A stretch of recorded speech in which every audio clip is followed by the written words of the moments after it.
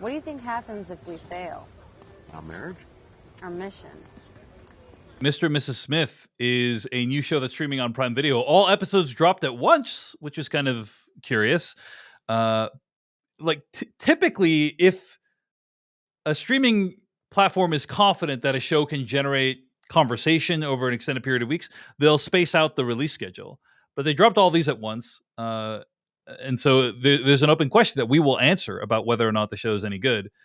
But we are going to talk about episodes 1 through 4.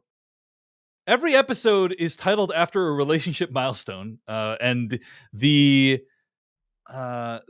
episode descriptions are written as though they are from a child's storybook, which I think is kind of interesting. So anyway, episode 1, first date. Episode 2, second date. Episode 3, first vacation.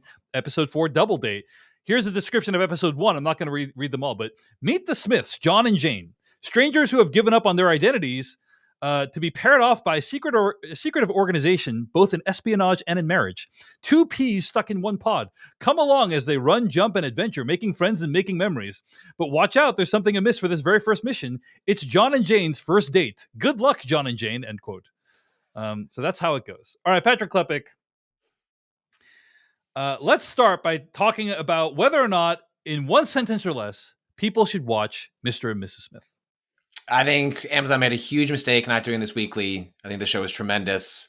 It's utterly charming. I'm delighted every night when I'm turning on a new one. It's nice. Fantastic. I also really enjoy the show. I'm not quite as over the moon on it as like my Filmcast co-host and as you seem to be about it, but I think it's a great time. So I think it's worth checking out. It's a lot of fun. All right. So those are our overall thoughts. Let's dive into what actually happens in these episodes and kind of some more specific criticisms. Let's start by talking about what the show does really well. It obviously has amazing talent in terms of the writing and the directing. Hiro Murai, who did a bunch of Atlanta episodes, directed some of these episodes. Donald Glover helped to write a lot of the episodes. So, like, some amazing talent, behind the camera. But I think one of the things that really makes this show work is the chemistry between Don Glover and Maya Erskine. I think they just have you need to be able to watch these people interact for 8 hours for this show to work, and I think they have a delightful chemistry. Patrick Klepek, what do you think of the interactions between these two characters? Yeah, based on the movie, which is obviously this an adaptation of kind of an extension of the Brad Smith Angelina Jolie film, even though it departs pretty significantly in premise and execution and even tone. But it's not a spy show.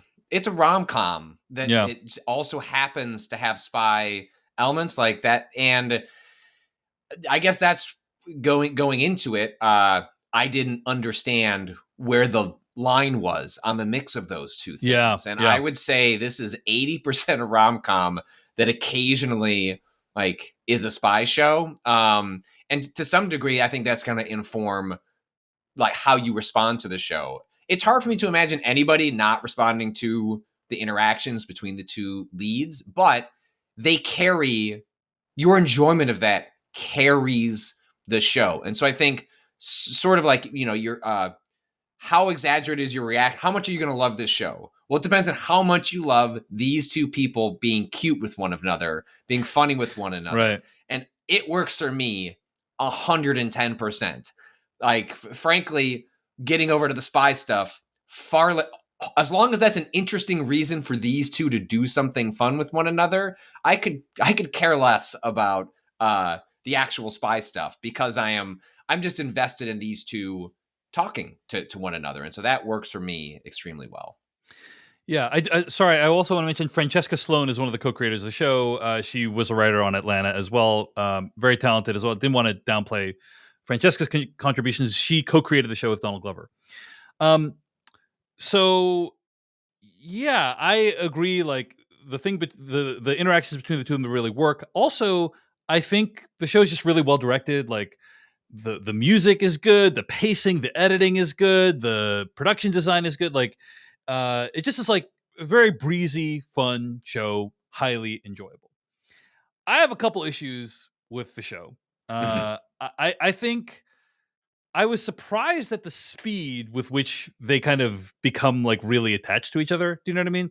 I think it's by episode 3, they're confessing of how much they care about each other. And I was like, I didn't think we would get to that point till like episode 6 or like 7 out of 8. You know what I mean? Like, it really feels like it fast forwards that relationship development for me, and that's one of the two big issues I have with the show. Patrick Klepek, any reaction to that?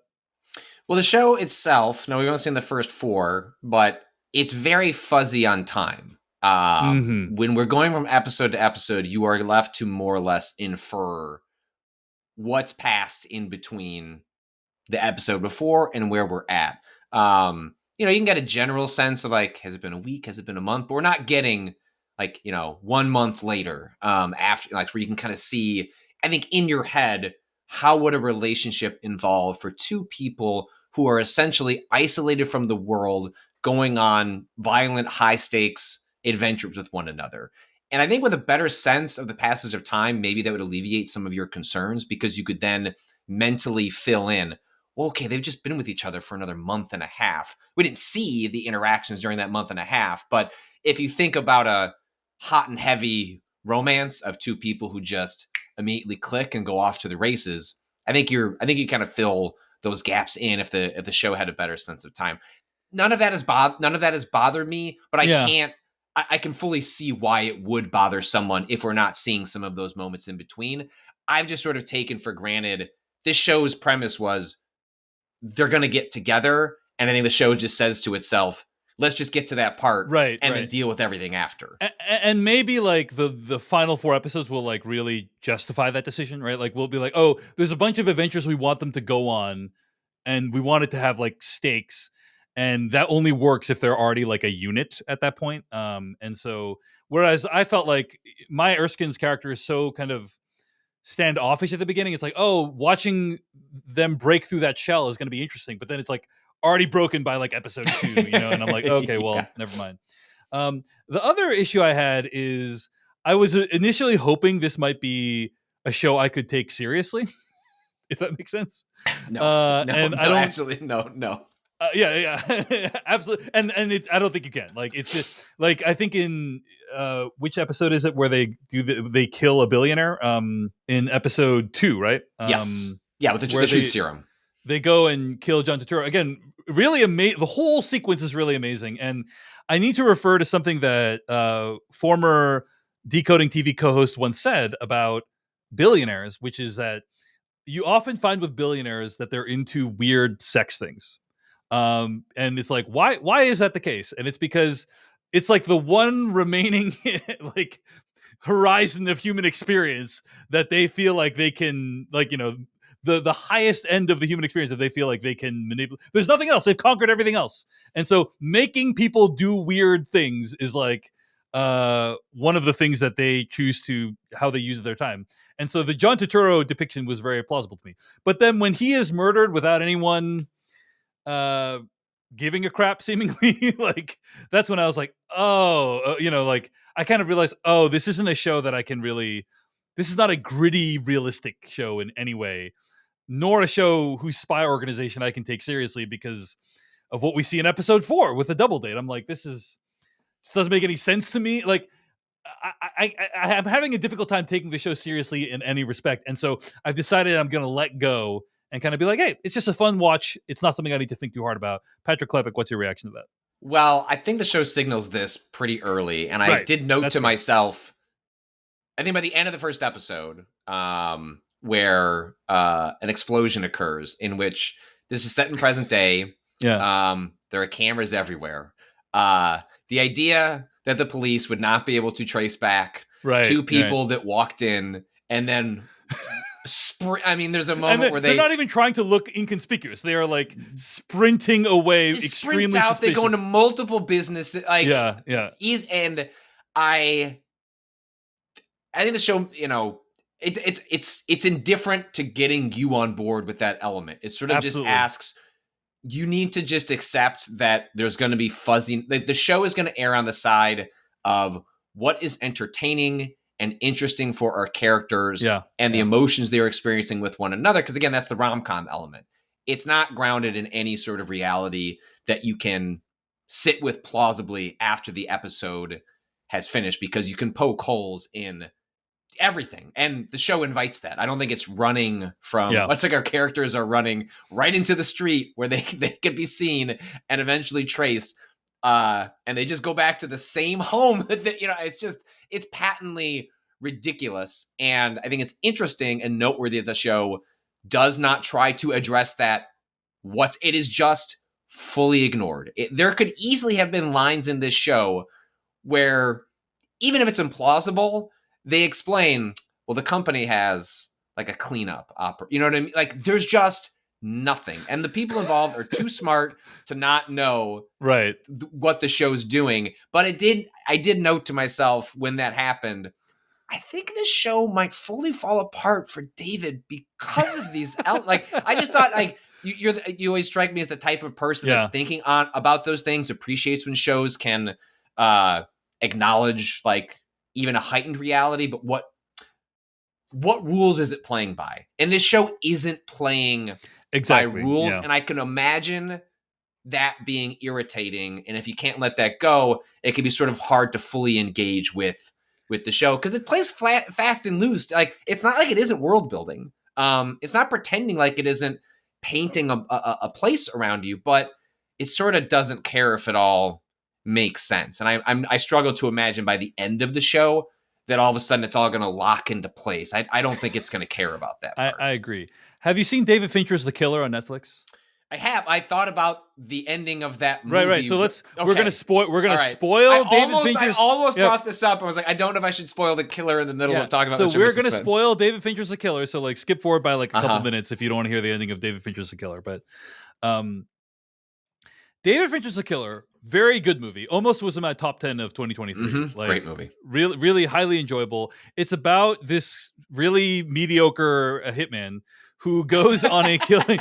It's about this mediocre hitman who goes on a killing spree after he fucks something up. Like, he makes a mistake, and then his organization's like, well, we got to clean this up. And then he gets super pissed and is like, I gotta start killing everyone who wronged me, aggrieved, mediocre white dude killer. Anyway, so he goes on a rampage. He's just killing everyone who wronged. To be fair, they go after his one of his loved ones. But anyway, he starts killing all these people, and he kills his way all the way up to the top. And in the final scene of The Killer, spoiler for The Killer, he confronts the billionaire who initiated the hit that he messed up at the beginning of the movie, and decides to not murder the billionaire, which many people saw as very disappointing because it felt like the movie was building up to this kill. But he acknowledges in the movie the reason you don't kill billionaires is because a lot of questions get asked. This guy who was like just murdering people left and right, he's like, that's one thing I'm not going to do is kill this billionaire. Meanwhile, this billionaire in this show doesn't even seem to have a bodyguard at all, or even someone keeping track of his whereabouts in any way. Anyway, everyone films a sequence, right? Like, the movie or the show explicitly shows it is. The show could have done like, hey, this is a private event. Everyone has to check their phones at the door. There is like, and that minimizes the surveillance. Like, again. It's kind of take it or leave it, but I can absolutely understand everything else about it just washes over me to a degree that I'm so fixated on these two and they work so well. But it is easy to imagine a different version of the show that just took that a tiny bit more. Yeah, just like I don't think 10 to 20%. Yeah, just like 10 to 20% more seriously would be great. You know, I think it actively chooses not to. Yeah. And maybe that is the. I didn't watch more than the first season Atlanta, and I know it got like more surrealist as it went on, and I wonder if that is part of the influence here. You could probably speak to that with more clarity than I could, but the idea of do what's more important for the story than worrying too much about like the XYZ like world building of it all, and it seems to err on that side. But I don't know if it's a better show if it takes that stuff seriously, but it's a choice by the show to not take that stuff seriously. Certainly. I would say Atlanta was very, very grounded for like 90+% of its run. So like there's some surrealistic elements for sure. There's some wild episodes, but like most of the show was very grounded in reality. Ultra grounded, I would say. Let's talk about a couple of elements that occur in this first few episodes. I mean, it's delightful to see all the cameos. Like every episode, there's like a new famous person Yeah. shows up, and that's really fun, right? Yep. The show begins with Alex Skarsgård and Isa Gonzalez. We assume another Mr. and Mrs. Smith. Again, this is a situation where it's like, hey, I don't know how they ended up in that situation, but it feels like this is like the replicant program in Blade Runner. It's like, hey, maybe you want to rethink this whole entire program. Maybe I don't know if you're making replicants and you're having trouble tracking that. I don't know, build them so that they have a mark on them that you can see that they're replicants. Like design them in a way that they're not indistinguishable from humans. There's a lot of choices you could make. And similarly, the mysterious spy organization, obviously, they are fucking up royally in some way by designing the system. But it is really fun to see those two famous actors, and then they just get killed immediately. That was a cool scene. I don't know if you had any thoughts on that, Patrick Klepek.